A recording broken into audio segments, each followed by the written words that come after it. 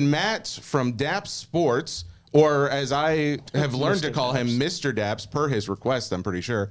Dappz is joining us today. Dappz, how are you, man?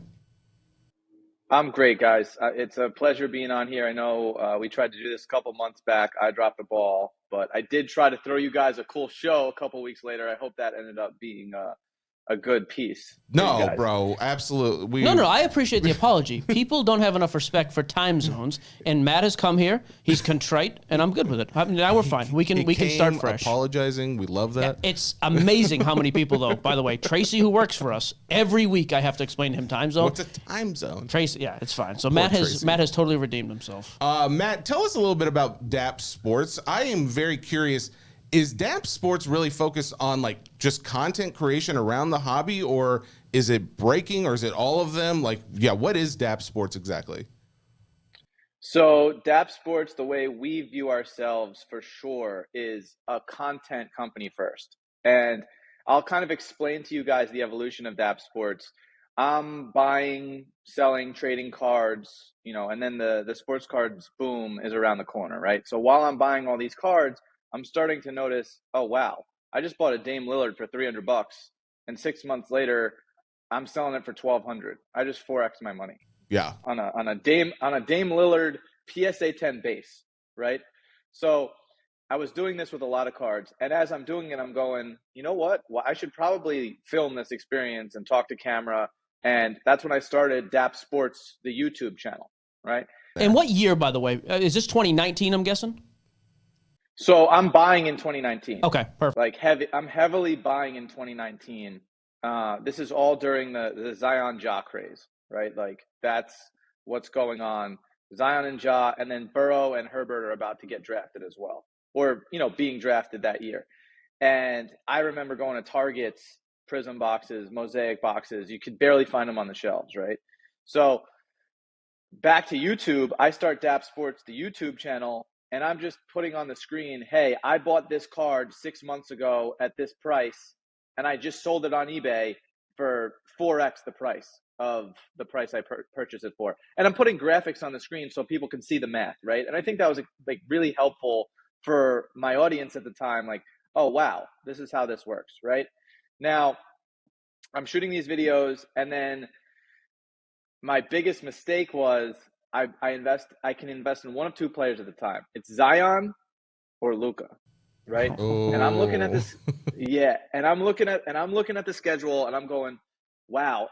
If they win a couple more games, it's going to be Lakers and LeBron in the 1 seed versus the Pelicans in the 8 seed, and his price is going to go nuts. Zion versus LeBron, everybody's going to be wanting a Zion card, right? What do? They bench Zion, don't play him. The Pelicans miss the playoffs. Now, had I invested in Luka at the time, this was right before Luka hit that 3 on Kawhi. Yep. In the playoffs. $2,000 base cards. Yep. So I was about to buy $5,000 worth of his cards at $800. Oh my! So I would have made like $10,000 in a couple weeks, because this was right before that happened. And instead, I purchased Zion, and I probably took a 100% loss, or 50% loss rather. So that wasn't fun, but that's how Dappz Sports YouTube started. And then the next iteration of Dappz Sports is I'm watching this company called Pulp Kings. I don't know if you guys are familiar with him. At the time, he was on Instagram. He moved over to Whatnot, and I'm just doing some math in my house, and I'm going, I think this guy's doing $20,000 a night. And I'm thinking, I'd be happy if I'm doing $5,000 a night from my bedroom. That'd be great. Yeah. Right? So back to Target, I'm picking up blasters, mega boxes whenever I can. Coming home, I got some guys in Kentucky and Tennessee and Florida who are shipping me whatever they got at their local Targets, right? And I'm just selling packs or creating small breaks of blaster and mega boxes on my Instagram channel. And I make $20 one night, the next bucks, a couple nights later, I'm making $50. And I'm happy. I'm making $100 a night a couple weeks later. And then, a couple months after that, I'm making $500 a night, right? And now I'm doing $5,000 almost every night from my bedroom. And then one night, a couple months later, I do $70,000 from my bedroom. What? And I'm like, yeah. And I'm like, this is serious. Like, I got to take this serious. And I was still doing it every single day, 24/7. Man. I'm thinking I should probably look into getting a shop. Yeah, at that point, where I was at. enough hanging around the bed sheets. Time to get an actual office and get going. 70 grand in a night. So obviously, and we'll get into like the skill, the process, and all that. But I think so. Timing was probably as crucial as anything. Like it sounds like you came in literally at the perfect time for this. Yeah, and I would argue that I was even a little bit late. Pole Wax was already up by then. Pole Kings was up. Bullpen LA was up. But the thing about what I was doing was I was so immersed in it that I didn't have time to watch other people's breaks. Once I started breaking, that was it. Every single day, I shipped my sister out here from Florida. She was my assistant. She was my sleever and top loader, and I was just driving revenue. We would start the stream around 5 p.m. Pacific time every night, and some nights we'd end at 10 or 11, and sometimes we'd go till 2 a.m., right? It was just like the heartbeat of the stream. So, and then it's almost like I became addicted to it. I was just looking forward to it every single night. I love the chase of, I got to source product, and then figuring out, I don't know if you guys are familiar with Frankensons, but it's basically like this flea market every Wednesday, Saturday, Sunday. They got every Pokemon card, every sports card, every piece of anime art, every jersey, every signed helmet. It's kind of like a kid's dream mall, right? And then I discovered that a couple months later, and that's my go-to for product, right? And it became, like I said, a healthy addiction for me. So just to be clear, you're doing all of this just on retail product? You didn't have any allocation? No, I've never had allocation to this day. I've completely ran all of my whole company is based off secondary pricing. So eventually what I did was I would mix retail product with hobby product, creating more affordable price points, which is why our stream was more unique than the rest. I appreciate that take because I talked to someone yesterday about, I'm not going to name who because they asked me not to, but they are one of the largest Pokemon resellers like in the country as far as like online social media and just the amount of money they do.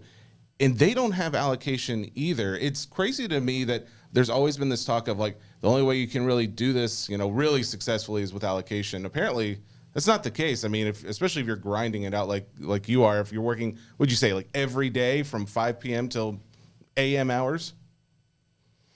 Listen, my routine is I try to get 8 hours of sleep. That's like one of my rules. So if I go to sleep at midnight, I wake up at 8. But if I go to sleep at 2 a.m., like I wake up at 10. Get that 8 hours of sleep. And what I found with myself is if I get that 8 hours, I can run the whole day. Whereas if I get 6 hours, around 2, 3 o'clock, I start to fade and I can't work and I'm tired and I got to, go home or try to take a nap, or I'm just not working at optimal efficiency. So that's crucial for me. And then, I've recently in the last 3 months discovered, sauna and cold exposure. And it's, it's like if I'm tired throughout the day, 2 o'clock hits, I can either get another coffee, I could run to the gym and take some pre-workout. That'll wake me up, right? But if I go to the 30-minute sauna and then jump in an ice bath, like you're not tired after in a 30 or 3-minute ice bath. You're like wide awake. How old are you, Matt? I'm 35. Oh, that makes me sad. I was hoping he was going to say he was like 25. I was about to say, I don't need 35-years-olds walking around with this much energy. I've always seen you as someone who could benefit from an ice bath. I think like you would be out of your mind insane. Like as if you took a Benadryl. Like when you take a Benadryl, you lose your mind. Just like it has the opposite effect of you. Like you just have all this energy all of a sudden. I think that's what an ice bath would do for you. I'm not going to lie. The Costanza factor and the ice bath has always been my number one concern. Oh, God. Yeah, the shrinkage is a concern. You have to worry about these things. I'm 30. Actually, now I don't. We're having the one kid, one and done. Yeah, who cares anymore? So Dappz, when you're saying we'll get back to that later. We'll finish that. We're going to table it. Right. The whole breaking constantly, but you also saying at the beginning that Dappz Sports is mainly content. How were you able to do content at the same time? Was it just you breaking, or because I look at your social media and I notice like a lot of these videos, they're not just your classic, go on Whatnot or go on some page and it's just hands in a card in front of a camera. These are like fun videos, guys messing around. They're not just yourself, they're other people. What did you do during this time to continue to create it? Because one of the reasons we had you on is because your page, you have almost 1 million followers on TikTok. Obviously your content is enjoyable. So what did you do to continue that? So, I mean, I'm sure you've seen this a million times. When I first really got back into sports cards in a big way, we all have our collections, and, we all value whatever card or whatever athlete that we are searching for and chasing. And then a lot of people, they want to take a picture of that card and they want to post it to their Instagram, right? Which is, that's cool, right? And I'm noticing every single card account is the same thing. It's a picture of a slab. It's a picture of a raw card. And there can be sick cards, but the whole page is just cards.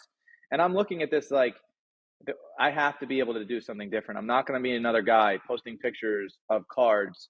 I've been, at the time, I had been creating content as a hobby, more for like memes and jokes and skits in LA with some like local creators.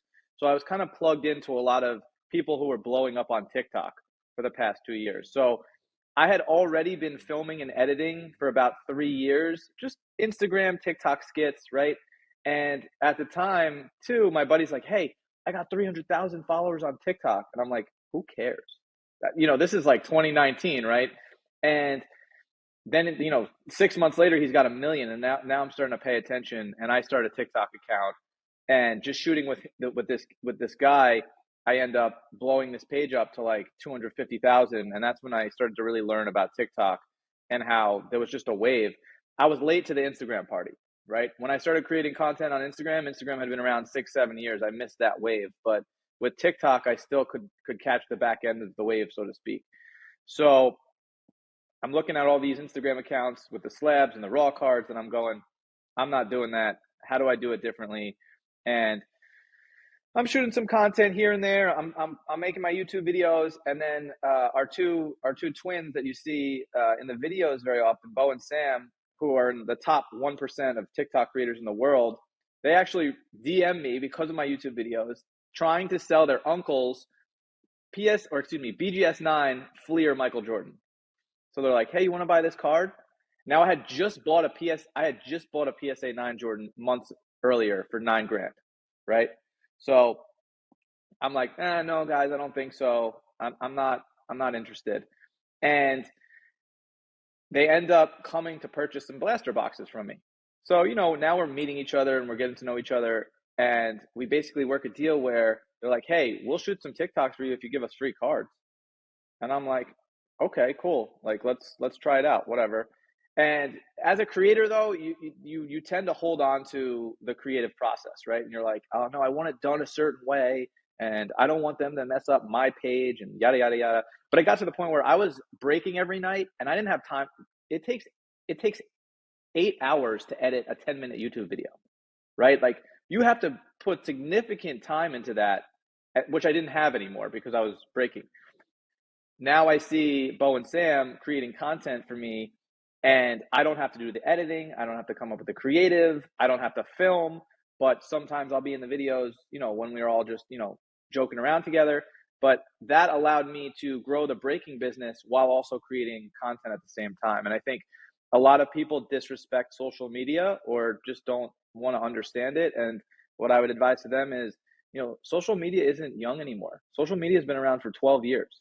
Like, you're late to the party, and you got to understand that this is the new mall, right? This is the new center where you go to shop.